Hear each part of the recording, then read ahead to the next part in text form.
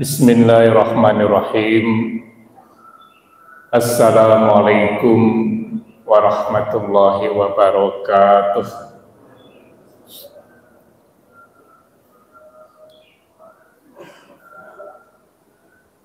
Bismillah walhamdulillah, wassalatu wassalamu ala rasulillah. Rabbis shrahli sadri wa yassirli amri wahlul 'uqdatam min lisani yafqahu qawli. Amma ba'du, qala Allah Ta'ala fi kitabihil karim, a'udzu billahi minan nari wa min syarril kuffari wa min ghadabil jabbar. Al-izzatu lillahi wa lirasulihi wa lil mu'minin. Ya ayyuhalladzina amanu ittaqullah wa kunu ma'as shadiqin.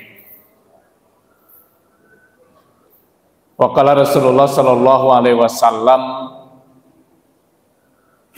innas sidqa yahdi ilal birri wa innal birra yahdi ilal jannah. Ila akhiri hadis. Sadaqallahul adzim wa sadaqa rasulihi karim. Masyarul muslimin wal muslimat, jamaah subuh Masjid Al-Mujahidin rahimakumullah.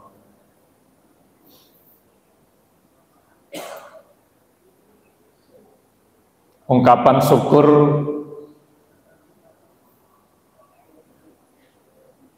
yang seharusnya senantiasa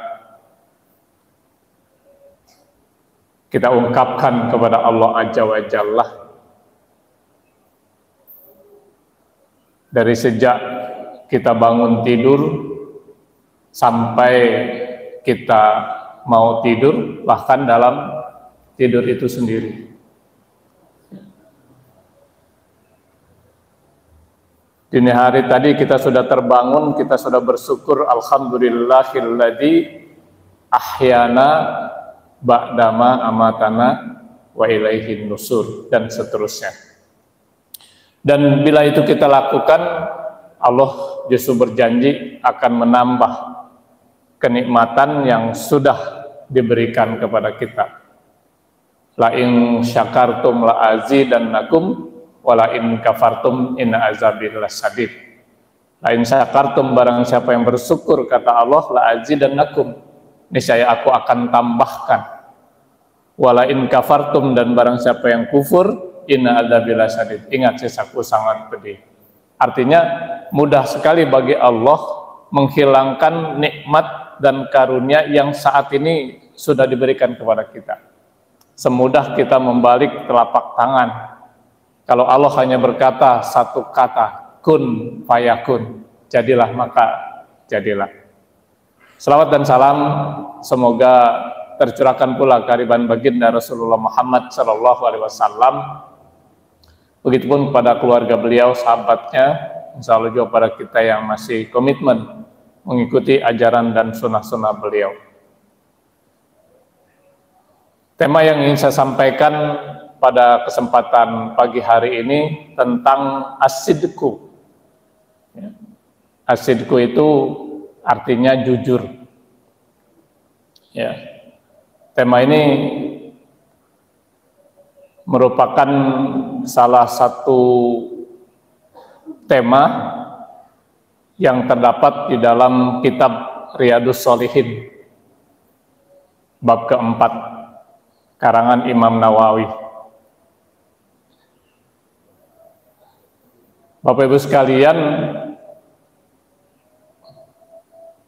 rasa-rasanya sudah sepantasnya, sudah selayaknya kalau kita memiliki kitab Riyadhus Shalihin karangan Imam Nawawi. Kalau kita belum paham betul tentang kaidah-kaidah bahasa Arab, sudah ada yang diterjemahkan ke dalam bahasa Indonesia. Riyadhus Shalihin itu sendiri artinya taman orang-orang yang soleh. Isinya luar biasa, berkaitan dengan tazkiyah, berkaitan dengan adab, berkaitan dengan akhlak kepada Allah maupun kepada selain Allah.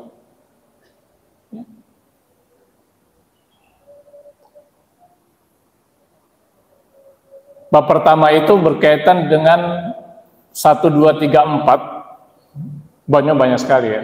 Ini masih berkaitan dengan akhlak kepada Allah. Ya. Bab pertama yang dibahas adalah tentang niat.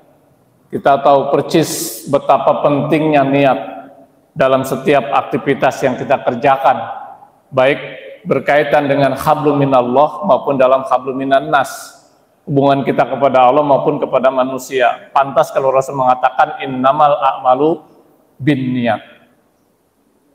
Sungguhnya amal perbuatan seorang muslim itu tergantung kepada niatnya. Artinya yang akan dinilai, yang akan dibalas, yang akan dapat ganjaran di sisi Allah bukan yang nampak secara lahiriah, tapi apa yang ada di dalam hati kita. Bab kedua tentang taubat, ini sedikit gambaran aja. Ya, betapa pentingnya taubat. Makanya Allah menegaskan wasari'u ila magfiratim mir rabbikum wa jannah. Segeralah kamu wasari'u ila magfiratim kepada ampunan Allah wal jannah, dan segera juga kepada surganya Allah. Kalau dari kesalahan kecil cukup kita dengan istighfar. Yang kita lakukan selesai kita sholat. Karena adab selesai sholat itu salam ke kiri, salam ke kanan adalah kita diperintahkan untuk istighfar. Astagfirullahaladzim.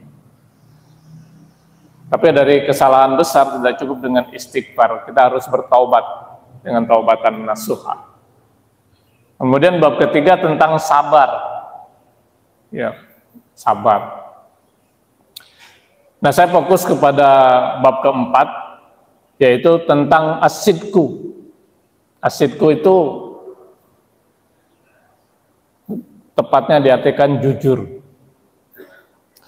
Jadi di kitab Riyadhus Shalihin ini Bapak dan Ibu sekalian, Imam Nawawi selalu mencantumkan ayat-ayat Al-Quran di setiap temanya, di setiap babnya, dan hadis-hadis. Dan hadis-hadis yang dimasukkan oleh Imam Nawawi itu adalah hadis-hadis yang sahih.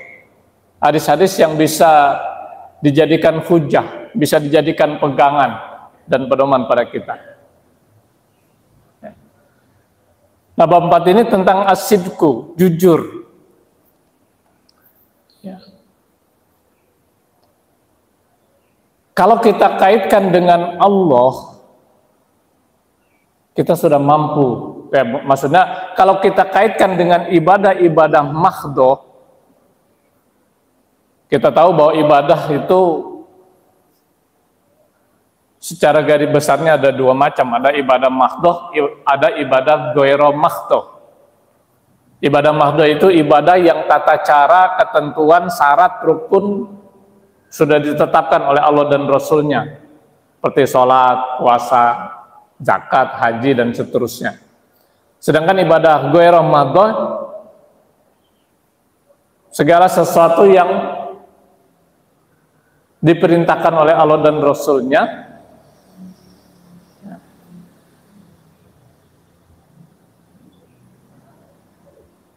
yang sifatnya umum, dan bila kita lakukan itu juga termasuk ibadah. Ya, salah satunya berkaitan dengan perintah silaturahim, ya, menyambung tali silaturahim. Nah, ketika kita lakukan itu, kita juga beribadah kepada Allah Subhanahu wa Ta'ala. Nah, dalam ibadah mahdhah kita mampu berbuat jujur.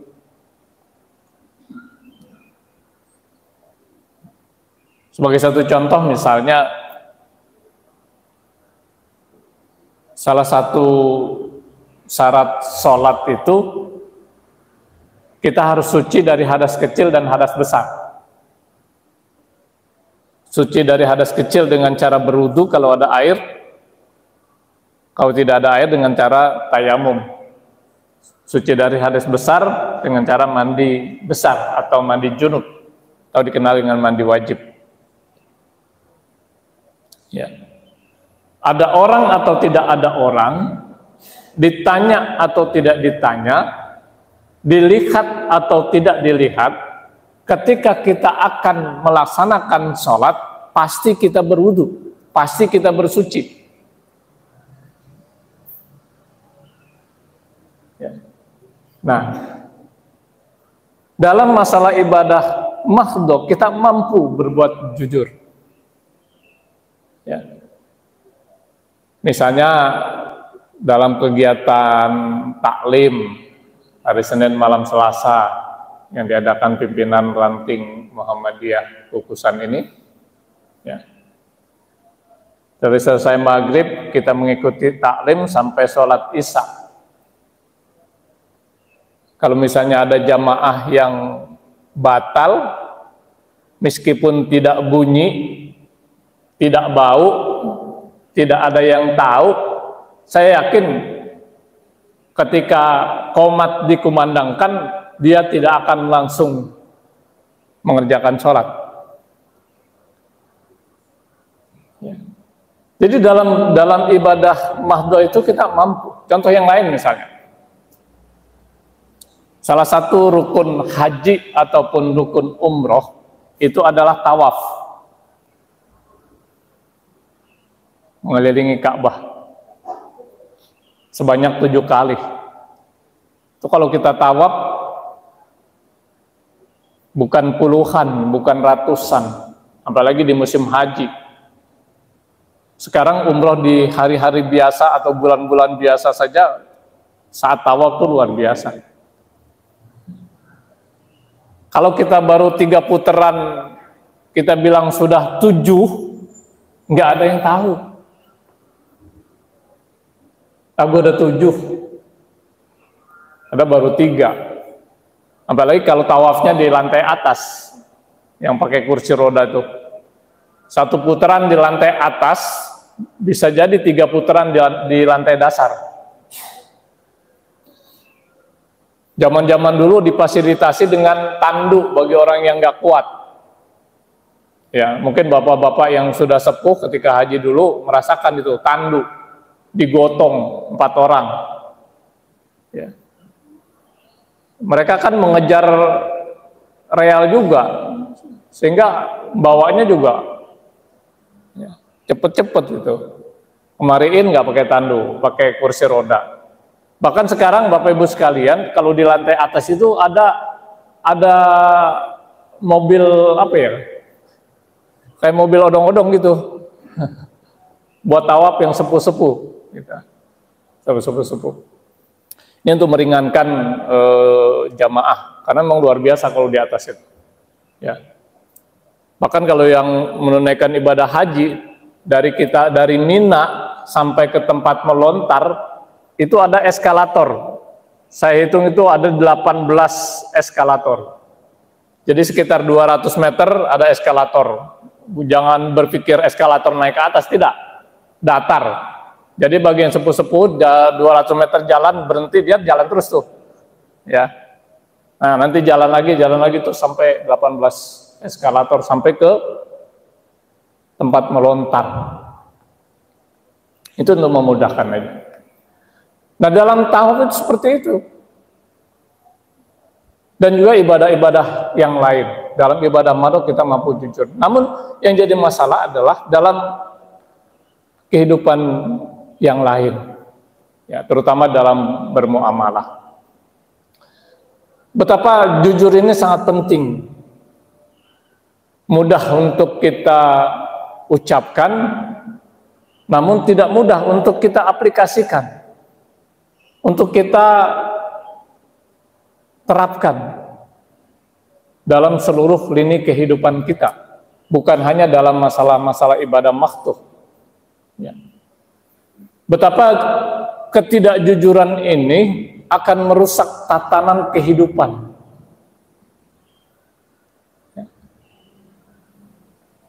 Dimulai dari ruang lingkup yang terkecil dalam kehidupan berkeluarga. Kalau tidak ada kejujuran antara suami dengan istri, antara orang tua dengan anak, kalau melebar lagi antara mantu dengan mertua dan seterusnya. Jangankan ruang lingkup yang besar, antara suami dengan istri saja, kalau ada ketidakjujuran, ini akan merusak tatanan kehidupan dalam berkeluarga. Jujur dalam segala hal. Begitu juga dalam kehidupan bermasyarakat. Kehidupan bermasyarakat. Kalau ruang lingkup yang lebih besar, kehidupan berbangsa, bernegara. Dan dalam seluruh lini kehidupan, termasuk dalam kita berpolitik, dalam berbisnis, bahkan secara spesial itu dibahas dalam bisnis. Sampai-sampai ada satu surat yang secara khusus menjelaskan tentang itu, yaitu surat Al-Mutaffifin. Jangan curang. Wailul lil mutaffifin alladzina idaqtalu 'alan nasi yastaufun wa idza kaluhum aw wazanuhum yukhsirun wa la yazunnu ulaika annahum mabusun liyaumin azim. Ya. Kalau dalam kehidupan kita berbangsa dan bernegara ini lagi ramai ini masalah kejujuran. Ya.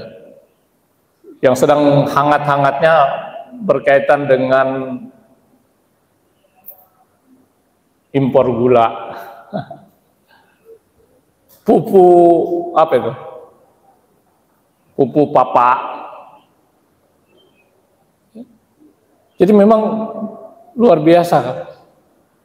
Ketidakjujuran ini akan merusak tatanan kehidupan. Kalau dalam keluarga, tatanan kehidupan rumah tangga. Dalam berbangsa dan negara, ya tetapan kehidupan kita berbangsa dan bernegara. Bapak dan Ibu hadirin dan hadirat jamaah subuh rahimakumullah, kita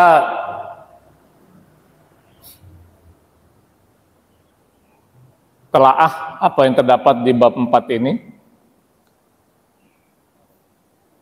Dalam semua bab, dalam semua tema, itu selalu dicantumkan ayat-ayat Al-Quran dan hadis. Di bab 4 ini ada 3 ayat Al-Quran yang dicantumkan oleh Imam Nawawi memperkuat sebagai landasan tema tentang jujur. Yang pertama yang dikutip oleh beliau adalah surat At-Taubah ayat 119. Kita tahu surat At-Taubah ini satu-satunya surat dalam Al-Quran yang tidak diawali dengan bacaan basmalah. Baik ketika kita membaca dari awal, di pertengahan, di akhir, ataupun ketika kita membaca satu ayat surat At-Taubah, itu tidak diawali dengan basmalah. Kalau Quran standar Indonesia itu di tepi halaman, di pinggir halaman itu ada tuh bacaannya. Seperti yang tadi di awal saya baca. A'udzubillahi minan nari wa min syarril kuffari wa min ghadabil jabbar al-izzatu lillahi wa lirasulihi wa lil mu'minin. Baru kemudian kita baca. Termasuk ketika kita membaca satu ayat. Kalau misalnya suatu saat Bapak dan Ibu ingin membaca Al-Quran, kemudian mencari dalam Al-Quran surat At-Taubah, kagak ada, jangan cepat-cepat memvonis, ini Quran kurang satu. Surat At-Taubah nggak ada. Karena ada nama lain dari surat At-Taubah yang kadang-kadang dulu standar Indonesia itu tidak ditulis dengan nama At-Taubah, tapi surat Al-Baro'ah. Ya. Jadi surat Al-Baro'ah atau At-Taubah itu ya sama.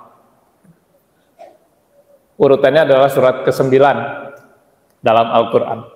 Nah, di surat At-Taubah ini yang dikutip oleh Imam Nawawi berkaitan dengan tema ini tentunya.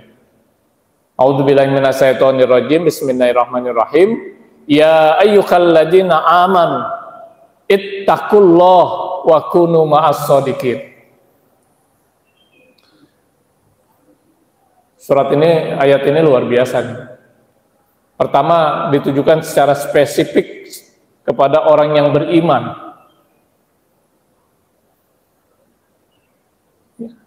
Setelah itu diingatkan lagi, diperkuat untuk ittaqullah. Bertakwalah kamu kepada Allah. Karena kita pahami takwa ini merupakan gelar yang harus kita raih, harus kita sandang pada saat kita berada di dunia.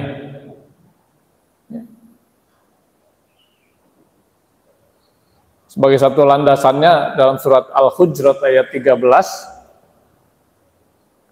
kita pahami bahwa kemuliaan seseorang di sisi Allah bukan karena status sosialnya, bukan karena kedudukannya, bukan karena jabatannya, bukan karena jenis kelaminnya, tapi tergantung ketakwaannya kepada Allah. Inna akramakum indallahi atqakum. Sesungguhnya orang yang paling mulia di sisi Allah itu adalah orang yang bertakwa. Bahkan dalam surat At-Tolak itu sampai 3 atau 4 kali Allah Subhanahu wa Ta'ala memberikan reward kepada orang yang bertakwa. Jadi kalau takwa ini melekat pada diri kita, ya, reward yang akan kita dapati adalah Allah akan senantiasa memberikan solusi, memberikan jalan keluar dari berbagai macam permasalahan yang kita hadapi, bahkan juga memberikan rezeki dari arah yang tidak pernah kita duga dan tidak pernah kita sangka. Wa may yattaqillaha yaj'al lahu makhraja wa yarzuquhu min haitsu la yahtasib. Ya. Siapa yang bertakwa kepada Allah, niscaya akan diberikan bagian jalan keluar dan rezeki dari arah yang tidak pernah disangka dan tidak pernah diduga. Makanya Bapak Ibu sekalian, salah satu rukun khutbah, ini para khatib harus paham betul, ya. Salah satu rukun khutbah itu adalah mengingatkan kepada jamaah sholat Jumat yang untuk bertakwa. Tentu dengan berbagai inovasi kalimat yang disampaikan.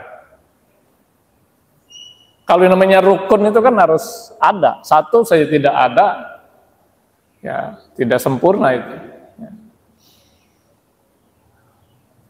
Ya ayyuhalladzina amanu ittaqullah wa kunu ma'as-shadiqin. Nah, ini yang di garis bawah itu tema berkaitan dengan tema ini adalah wa kunu ma'as-shadiqin. Hendaklah kamu bersama-sama orang-orang yang jujur. Bapak Ibu dan hadirin sekalian, ada dua makna yang dimaksud dengan wakunu ma'as-shadiqin, bersama-sama dengan orang yang jujur. Yang pertama maknanya, kita diperintahkan untuk senantiasa berbuat jujur. Senantiasa diperintahkan untuk berbuat jujur. Dalam setiap lini kehidupan, bukan hanya berkaitan dengan hablum minallah, bukan hanya berkaitan dengan ibadah makhdoh, tapi dalam seluruh lini kehidupan, dalam berdagang, dalam berpolitik, dalam berumah tangga, dalam bertetangga, ya, dalam berhubungan dengan orang yang berbeda jenis kelamin dan seterusnya. Jujur. Ini kalimat yang mudah diucapkan, tapi tidak mudah untuk kita aplikasikan. Ya. Saya yakin kalau aparat pemerintah kita pada jujur, tidak heboh seperti sekarang. Ya.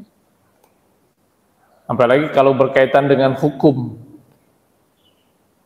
Bahasa hukum itu memang luar biasa.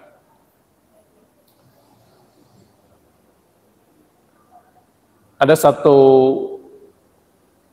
kasus, ada orang yang mewakafkan tanah untuk jalan. Niat dia itu mewakafkan 1 meter untuk jalan setapak lah. Tapi dalam bahasa yang ditulis dalam surat pernyataan itu, mewakafkan tanah kiri kanan 1 meter. Digugat.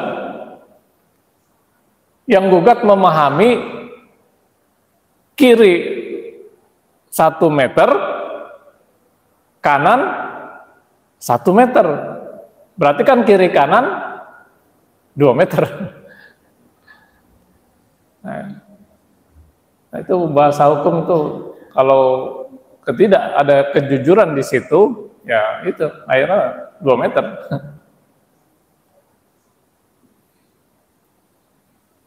Yang sudah jelas-jelas ada bukti ini masih bisa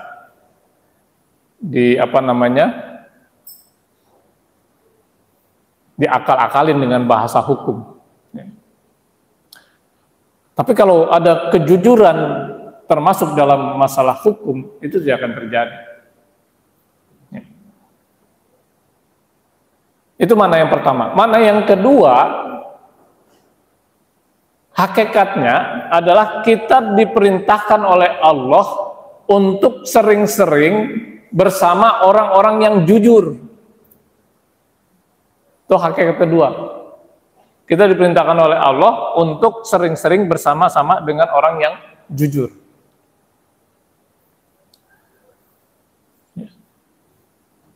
Apa hubungannya gitu? Ini luar biasa Bapak Ibu sekalian. Tidak ada seorang pun yang membantah ungkapan ahli hikmah yang mengatakan orang yang baik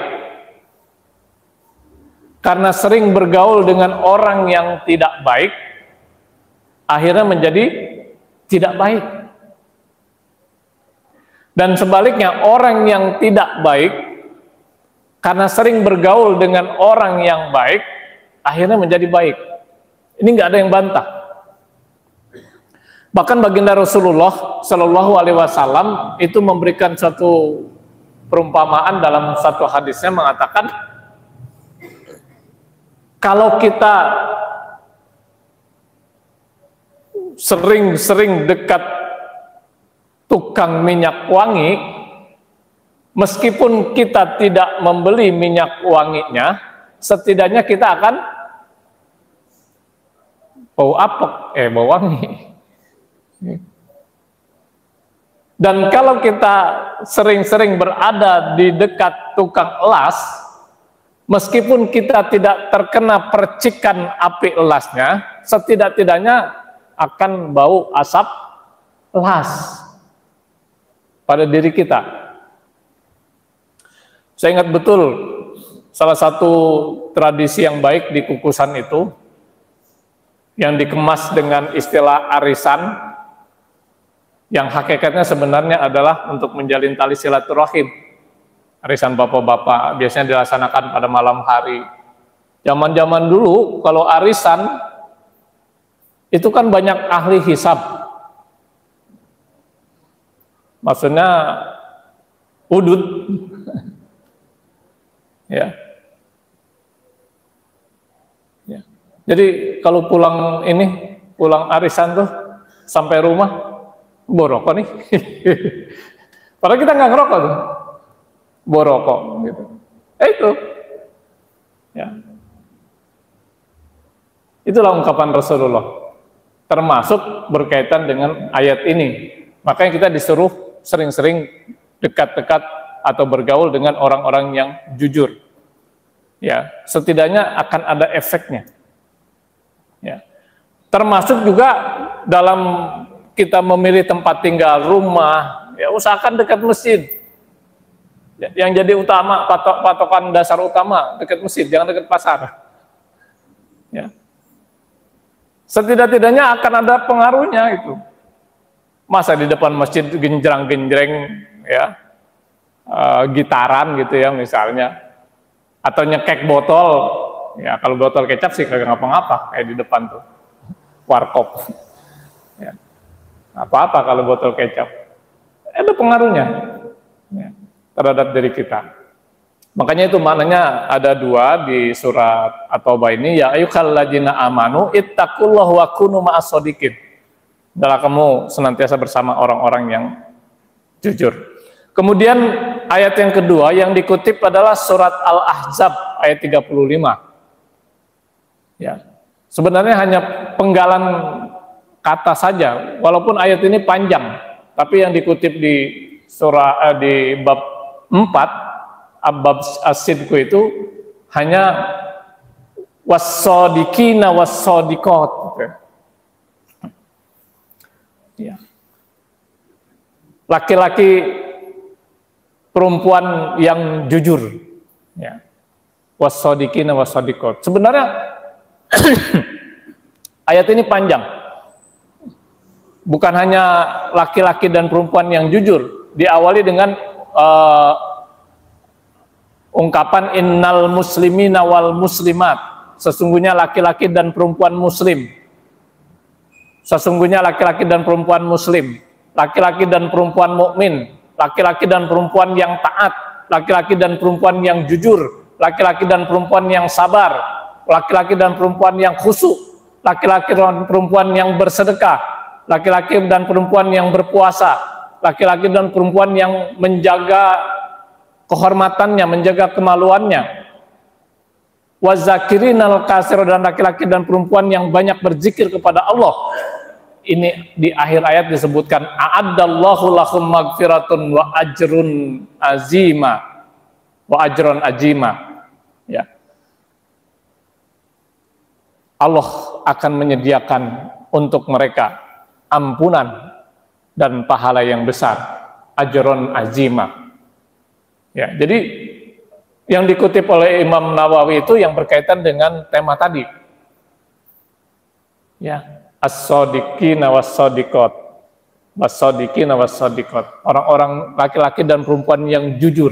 Tapi di sini banyak yang muslim, yang beriman, yang khusyuk, yang puasa. Apa? Adalahum ajrun azima. Bagi mereka pahala dan ganjaran yang besar, ampunan yang besar dari Allah Subhanahu wa taala. Jadi ketika jujur itu efeknya luar biasa. Minimal mendapat kepercayaan. Dan ini menjadi salah satu sifat utama baginda Rasulullah Muhammad SAW. Sebelum beliau diangkat menjadi Rasul, ketika masih remaja, itu sudah mendapat gelar Al-Amin. Yang tidak ada sekolahannya itu gelarnya. Al-Amin, orang yang dapat dipercaya. Kenapa? Jujur. Ya, jujur. Jadi kejujuran itu dalam kehidupan kita bermasyarakat, kita akan merasakan kepercayaan orang yang luar biasa kepada kita. Ya. Sehingga kalau satu saat darurat emergensi kita butuh uang gitu misalnya, karena orang itu yakin percaya kepada kita jujur, dia nggak segan-segan untuk memberikan itu kepada kita. Ya. Apalagi kepada Allah, ajron azimah, ya, mendapatkan ganjaran dan pahala serta ampunan dari Allah Subhanahu Wa Taala. Saya yakin ada kisah yang sudah familiar, kisah pengembala dan serigala. Itu ketika saya masih kadang-kadang sering dengar cerita itu. Ya. Di mana pengembala sedang bete, ya, saat mengembala kambingnya, ya, dia ingin bikin heboh pada warga desa, teriak-teriak, ada serigala, ada serigala. Ya, warga desa, namanya orang kampung, kan solidaritasnya tinggi. Ya, langsung berdatangan. Nggak taunya dia cuma main-main. 2 kali dia lakukan main-main. Giliran yang ketiga benar-benar ada serigala, dia teriak-teriak, kagak ada yang datang. Ah, paling main-main gitu. Itu gambaran orang yang tidak jujur. Satu lagi yang diungkapkan Imam Nawawi, surat Muhammad surat ke-21. Bismillahirrahmanirrahim.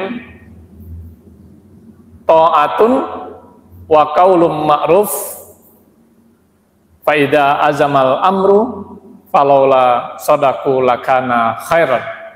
Ya. Lebih baik bagi mereka adalah taat kepada Allah dan bertutur kata yang baik. Ya. Taat kepada Allah, bertutur kata yang baik. Sebagai penutup, ini kita belum bahas tentang hadisnya yang terdapat. Hadisnya ini ada beberapa hadis yang dikutip oleh Imam Nawawi. Ini sebagai penutup karena sudah suruk ya. Berkaitan dengan kejujuran dalam kata-kata. Ya. Hadis ini sangat familiar, nggak saya uraikan, tapi sebagai dasar kita saja. Kata Rasulullah, man kana yu'minu billahi wal yaumil akhir falyaqul khairan aw liyasmut gitu.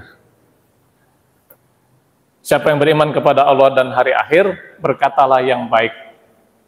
Ya, kata baik itu kan berarti kita jujur. Aw liyasmut, kalau tidak mampu berkata yang baik, lebih baik diam. Bapak dan Ibu sekalian, mungkin ini yang bisa saya sampaikan. Ya, sekali lagi, alangkah baiknya kalau kita memiliki kitab Riyadhus Shalihin. Ini bahasannya banyak sekali. Ya. Berkaitan dengan politik, dengan bisnis, dengan amalah dan segala macam. Ini kita bisa jadikan dasar, kita jadikan pedoman dalam kita beraktivitas. Makanya disebut Riyadhus Shalihin, taman orang-orang yang soleh. Berarti kalau isi dari kitab ini kita aplikasikan dalam kehidupan kita, kita berada di barisan orang-orang yang soleh, yang akan mendapat ganjaran dan pahala di sisi Allah Subhanahu wa taala. Mudah-mudahan Allah Subhanahu wa taala memudahkan segala urusan kita, memberkahi segala rezeki kita, dijadikan anak-anak kita anak-anak yang soleh dan solehat, yang taat beragama, berbakti kepada kedua orang tua, berguna bagi masyarakat, bangsa serta agama. Bila ada yang sakit, diangkat penyakitnya oleh Allah Subhanahu wa taala, yang punya hajat, punya impian, punya keinginan, juga diijabah oleh Allah Subhanahu wa taala. Allahumma ansurna fa innaka khairun nasirin, waftah lana fa innaka khairul fatihin, waghfir lana fa innaka khairul ghafirin, warhamna fa innaka khairur rahimin, warzuqna fa innaka khairur raziqin, wahdina wa najjina minal qaumiz zalimin wal kafirin. Rabbana atina fid dunya hasanah wa fil akhirati hasanah wa qina azabannar. Wabillahi taufiq wal hidayah. Wassalamualaikum warahmatullahi wabarakatuh.